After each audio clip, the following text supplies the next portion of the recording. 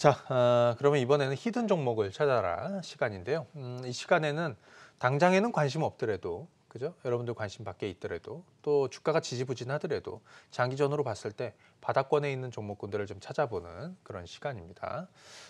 제가 이 시간 통해서 뭐 지난주, 지난주 이렇게 연속해서 말씀드리는 종목들도 있을 것이고요. 왜냐하면 뭐 바닥 주가 뭐 맨날 나오는 건 아니니까. 자, 지난주에 제가 설명드렸던 걸 보니까 하나투어, 뭐 모두투어 같은 여행주들, 그다음에 호텔신라, 하나갤러리아 타임월드의 후속으로 호텔신라, 그다음에 뭐 건강기능식품 업체들 자, 설명도 좀 드렸고요. 자, 그러면 이제 한번 시작을 해보죠. 아까 이제 제가 하나투어 다시 한번 설명을 드린다고 그랬는데, 자, 한번 이번에는 어떤 기법적인 측면이랑 왜 관심 있게 보셔야 되는지, 자, 이런 것들 한번 설명을 드립니다. 여러분들 이제 매매하고 말이죠. 투자하고는 다른 겁니다. 예. 매매는 단기 매매. 투자는 중장기 투자. 그죠? 투자를 하면서 작은 수익, 뭐 예를 들어서 2%, 3%, 5% 수익 내려고 투자하시는 분도 없을 거예요. 소위 말하는 장타를 치거나 홈런을 치기 위해서 하는 거죠. 단기 매매도 병행하셔야 되겠지만 여러분들 주식하시는 분들 입장에서는 바닥에 사서 내가 큰 성과를 한번 내볼 수 있는 중장기 투자는 내가 어느 쪽에서 무엇을 해야 되는지 이런 것도 생각을 해보시고 가셔야 되겠죠. 자, 하나투어 설명을 한번 드립니다. 자, 이 종목은 사실 지난 1월, 2월에도 이제 계속해서 제가 한번 저점을 좀 얘기를 해드렸던 상황입니다. 이때 주가가 얼마였냐면 한 6만 5천에서 한 7만 원. 지금 주가는 한 7만 8천 원 정도까지 오늘 장중 고점을 찍고, 자, 중요한 건 이제 변화의 시작이란 얘기죠.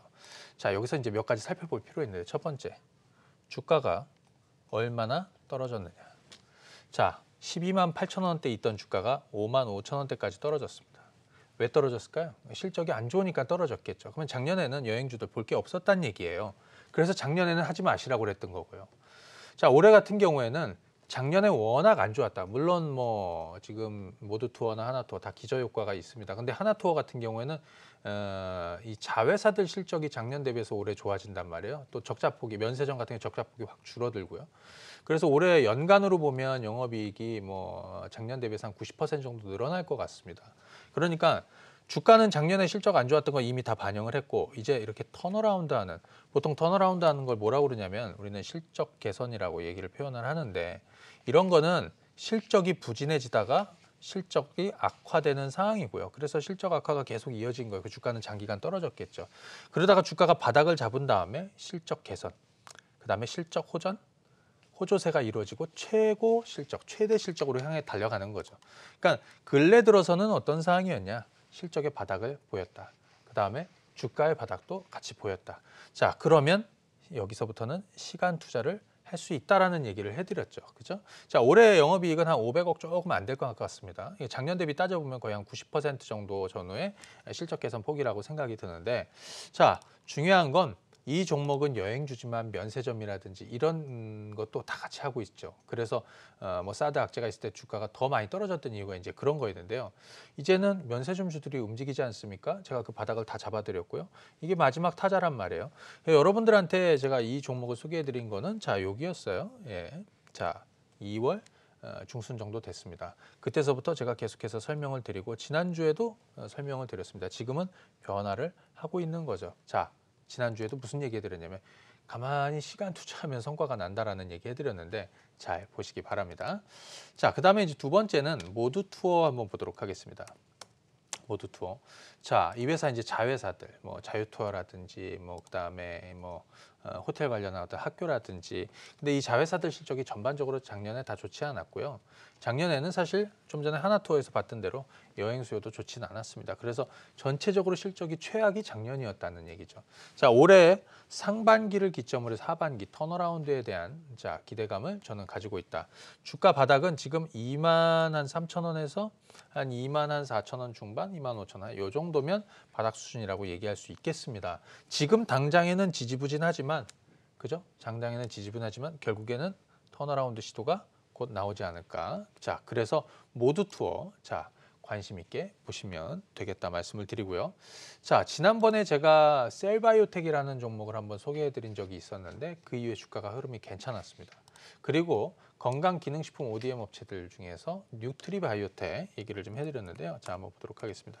뉴트리바이오텍. 자, 이 종목은 무슨 얘기 해드렸냐면, 자, 건강기능식품 업체들은 사실은 물론 내수는 한 50% 정도 되고요. 그다음 나머지는 이제 수출이에요. 중국에도 많이 수출하고, 중국은 매출 비중이 한 3분의 1 정도 됩니다. 한 30% 정도 전후가 되고요. 미국이나 뭐 호주 이쪽으로 수출을 하고 있는 거죠. 근데 이 종목은 특히나 건기 업체들 같은 경우에는 저희가 대부분 대중국 관련 종목군들로 봐요. 왜냐하면 그들과 같이 움직였고요. 그다음에 사드 악재가 좀 터지면서 그때서부터 중국 매출이 확 줄어들었고, 그때가 언제냐면 2017년도 바닥을 잡은 건 여기입니다. 그렇죠? 자, 거기서 한번 턴어라운드가 좀 있었고요. 그 다음에 주가가 떨어져가지고 2018년도 연말하고 올해 초에 주가가 15,000원대에서 저는 바닥을 잡은 거라고 생각이 들어요. 자, 올해 같은 경우에 뉴트리바이오텍 실적이 작년 대비해서는 한 70~80% 정도 이익이 늘어나는 그림으로 보고 있어요. 그러니까 주가는 올라야죠. 근데 주가는 왜 못 오르고 있느냐? 그죠? 관심이 없었을 수 있고, 또 하나는 최근에 중국 관련 종목군들 중에서 면세점이나 화장품이나 다른 쪽에 이제 매기를 좀 뺏겼던 건데, 결국에는 이들 종목이 다 같이 순환하게 되어 있거든요. 그래서 오늘 뉴트리바이오텍의 수급상 한번 보시게 되면, 자, 근래 들어서 먼저 여기서 한 단계 올라올 때는 연기금 매수가 이렇게 계속 잡혔습니다. 그러다가 한 3일 정도 매도가 좀 있었는데 오늘 다시 변화가 좀 시작이 되고 있는 상황입니다. 그래서 저는 개인적으로 이 종목이 대략 한 17,000원에서 19,000원 사이 정도, 이 정도에서 좀 횡보하면서 19,000원 돌파 시도가 나오지 않을까 싶습니다. 그래서 요거 주봉으로 한번 보시면요, 좀 깔끔하게 보실 수 있어요. 자, 보시면은 지금 주가 수준 여기인데, 제가 볼 때는 중국 관련 종목군들, 또 면세점, 화장품, 뭐 그다음에 여행주들도 이미 바닥에서 다 설명을 드렸는데, 건강기능식품 업체들도 이제 주목해서 보셔야 된다. 몇 년 만에 말씀을 드리는 겁니까? 한 3년 만에 말씀을 드리는 겁니다. 자, 그 부분 참고해 보시면 좋을 것 같고요. 자, 그 다음에는 요거 한번 보도록 하겠습니다. 서울옥션. 자, 요것도 개별적인 종목이 되겠죠. 자, 서울옥션. 작년 같은 경우에는 사실 좀 볼 게 없었다. 뭐 실적도 마찬가지고요. 하지만 올해는 서울옥실 실적이 개선되는 해다라는 얘기를 좀 해드렸죠. 자, 지금 주가 수준은 어떠냐면 대략 한 9,000원대에서 이렇게 좀 올라왔다가, 자, 요거는 이제 경매 낙찰률.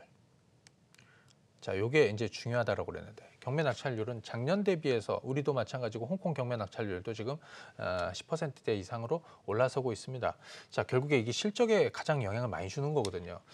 올해 서울옥션 실적도 작년 대비해서는 거의 뭐 한 90% 가까이 정도, 한 80~90% 정도 늘어날 것 같아요. 그래서 지금 주가 수준 대략 한 9,000원 중반에서 뭐 지금 10,000원 사이에는 이 정도 수준이면 저점을 논할 수 있는 구간이고요. 이미 바닥은 좀 확인한 것 같다라고 생각이 들어요. 다만, 자, 여기서 이제 보시게 되면 어느 순간 대량 거래가 한번 만들어지는 시점이 있을 거란 말이에요. 그래서 그 부분을 참고를 하시면서 접근을 하시면 되겠다. 자, 끝으로 하나만 더 보겠습니다. 카페24. 자, 카페24는 제가 지난 1월 달부터 바닥 얘기를 해드렸고요. 그때서부터 한 45% 정도 이제 주가가 올랐다가 지금은 조금 이제 빠졌습니다. 근데 제가 11만 원이 바닥점이라는 얘기를 해드렸죠. 작년에 인수한 핌즈, 그 다음에 피레이, 이 실적이 올해부터 2019년도부터 반영이 된다라는 거 생각해 볼 수 있겠고요. 그 다음에 올해가 작년 대비해서 실적이 성장하는 첫 번째 해란 말이에요. 일본 쪽 성과도 지금 상반기에는 없지만 하반기에는 좀 구체화되기 시작할 거라고 생각이 들어요. 그래서 제가 볼 때는 11만 원 선 초반대를 잘 노려보시는 게 좋겠다. 카페24까지 설명을 드립니다.